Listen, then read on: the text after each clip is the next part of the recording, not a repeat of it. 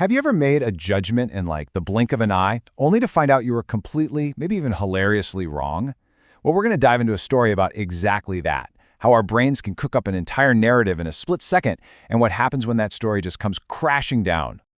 It's a question we should probably all ask ourselves a little more often, because the stories we tell ourselves about other people can sometimes be wildly, and in this case, seriously off base. So picture this. We're in Atlantic City. You know the vibe. Flashing lights, casino bells are ringing everywhere, and for one woman, the night is going very, very well. She's cashing out her winnings, and we're talking a bucket so heavy with quarters she can barely even carry it. The plan is super simple. Just drop the money off in her hotel room and then go meet her husband for a victory dinner. She gets to the elevator, presses the button, and the doors slide open, revealing two men already inside.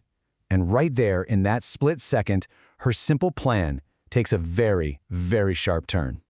So try to put yourself in her shoes. She's standing there, holding a giant bucket of money. Inside the elevator are two black men, and one of them is just really tall. Her mind immediately starts racing.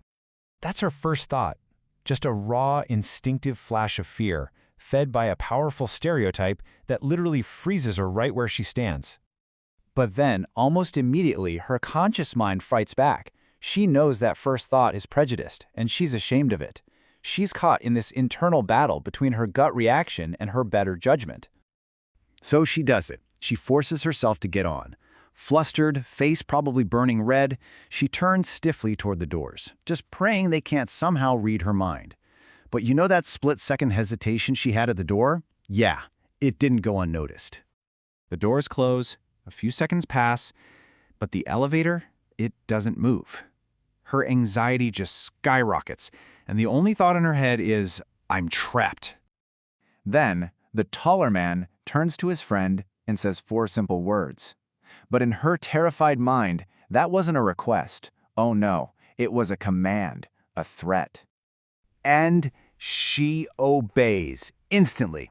She throws her arms up, the bucket goes flying, and quarters just shower down all over the elevator as she hits the deck. Pure chaos. As she's lying on the floor, surrounded by the sea of coins, she finally looks up and sees the two men trying so hard not to laugh. It's basketball legend Michael Jordan and comedian Eddie Murphy. Turns out, Eddie had just asked Michael to hit the floor button for their stop. But the story ends with this incredible act of just grace and humor.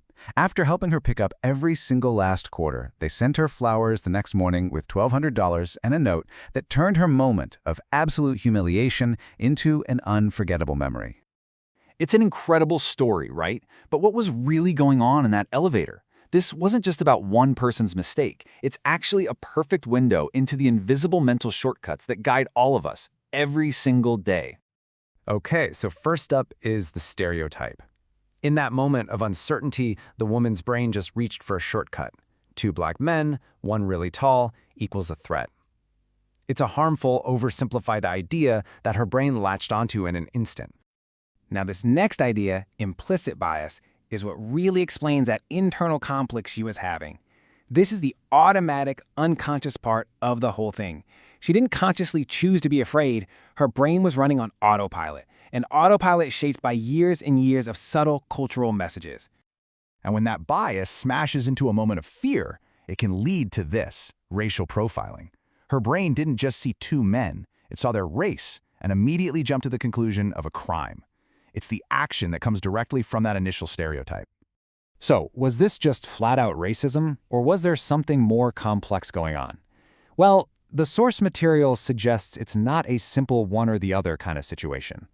The really crucial takeaway here is that these factors didn't work in isolation.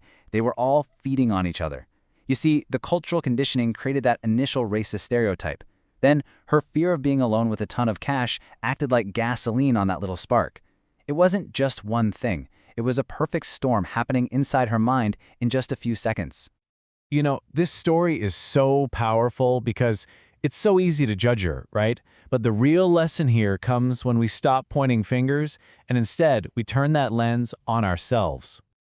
Seriously, think about it for a second. We've all done it. We create a whole narrative about a person based on just a tiny slice of information, and so often, that narrative is just completely wrong. I mean, here's a classic example. The story we tell ourselves is, that kid's unfriendly. The reality? He's probably scared and struggling to communicate. The gap between our assumption and the truth can be absolutely massive. Or how about this one? It's so simple, but it happens all the time. The story is, my neighbor is rude. The reality is, she just needs glasses. It reminds us that often the simplest explanation is the right one, and it usually has nothing at all to do with us. And that brings us to our final thought. The elevator story is hilarious, sure, but it's also a pretty profound reminder to question our own assumptions. So as you go about your day-to-day, it's worth asking yourself, what story are you telling yourself about someone, and is there even a tiny chance you might have it completely wrong?